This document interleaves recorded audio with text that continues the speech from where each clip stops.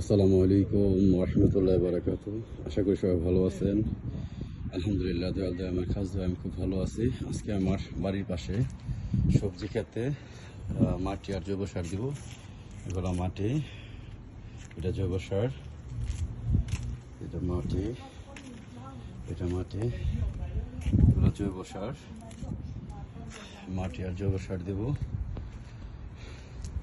এখানে আমার পুদিনা পাতা অলরেডি হয়ে গেছে।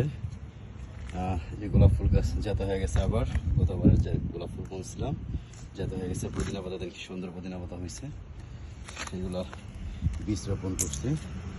যেটা শসার বীজ উঠে গেছে, বেগুন, এখানে যে সিম উঠতেছে, এগুলো বাকি উঠতেছে।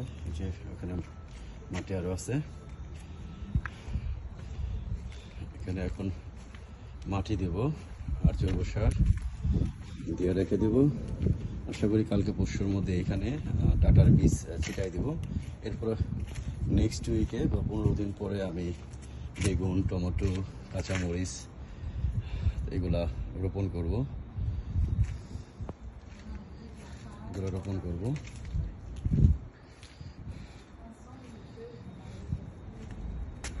সবাই আমার জন্য দোয়া করবেন যেন আমি যেন সুন্দরভাবে এই ক্ষেত করতে পারি। আল্লাহ যেন আমাকে খাস দয়া করে।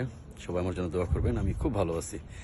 আর হয়তো বা আগামীকালকে আমি 13 এভিনিউ যাবো, ওইখানে যেখানে আমি সবজি ক্ষেত করতেছি আরেকটা, ওইটা ভিডিও এখন আপলোড করি না, এটা ভিডিও আপলোড করব।